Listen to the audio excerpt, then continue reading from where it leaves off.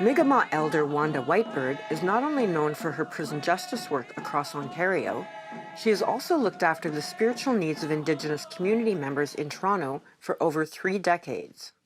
She is well known as the leader of the Strawberry Ceremony at Toronto Police Headquarters on February 14th, where grief and loss are expressed over missing and murdered women, girls, trans, and Two-Spirit people.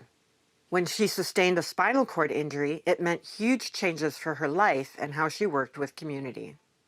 My life changed on January the 23rd, 2019. Life is totally different. I was in the hospital, laid up in bed. It was emergency surgery, so I didn't know I was going into surgery.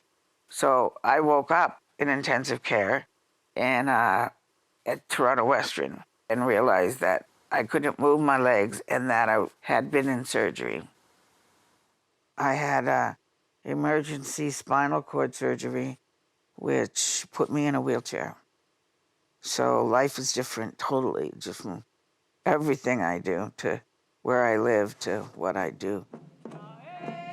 Going forward with the event in 2019 without her was unthinkable, so the organizing committee adapted and used technology to make it happen from Wanda's hospital room and got her medical team on board. What they did do, because I couldn't get there in person, was they provided us privacy in my hospital room to be able to connect with ceremony through technology, which I'd never used. Like, I didn't know anything about FaceTime or whatever we were using. But, so I was there. I did ceremony in the hospital room at the same time that you were doing ceremony at College Park. And I had a helper as well. And it was really funny because between the time of my surgery on the wing of the hospital, everybody knew what February the 14th was. And they knew I was going to be doing ceremony at lunch. And so they were policing each other, saying, no, don't talk so loud. Don't go to the door of my room. So hello, everybody. Here we are at police headquarters. It's our 14th annual February 14th. And we're going to be bringing Wanda Whitebird in over the phone. I mean, that was the first time that I had ever been able, I understood text, but I could see all of you. I could see everybody at the ceremony, so I could see who was there. You know, and I could see the singers, and I could see, you know, Bree dancing, and so it was really wild, because I never experienced that kind of technology where I actually wasn't there, but I was.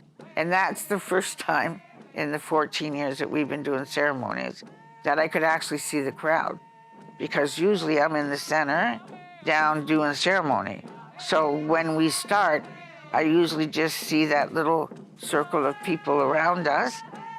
As we get started, that space fills up with people, but I don't see it fill up with people because I'm down on the middle there. But last year I could actually see the thousands, like it felt like thousands of people in that space going up that walkway and up by the door to the police headquarters and down those steps, and like it was amazing, yeah. There had been technical difficulties, and it wasn't a perfect experience. But what mattered most was that Wanda and all of us knew she would continue to play that important role as our knowledge keeper, and we committed to include disability justice in our practice of ceremony.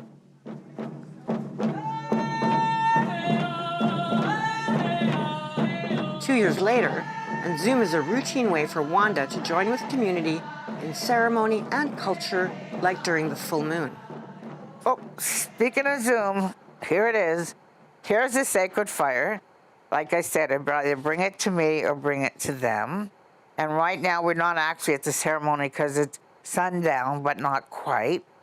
I'm going to burn the parts that I've cleaned up. Okay, yeah. Did I put these parts on the fire? Yeah.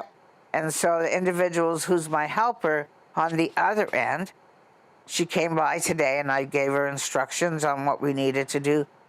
Since the pandemic hit and we went into isolation and quarantine, Suma's been able to bring my community to me. And so I don't feel so isolated. I don't feel so, lonely. Wanda's experience has led No More Silence to initiate a disability justice project, which has involved talking to dozens of community members experiencing barriers and challenges to accessing ceremony. One of the project's goals is to build an accessible sweat lodge that will accommodate a diversity of needs. I mean, the whole journey to get me here has been a journey of what I can and what I can't do. More of what I can do, not what I can't do. I try to focus more on what I can do. I start to have a great quality of life. And so I'm just learning how to see the world from another perspective.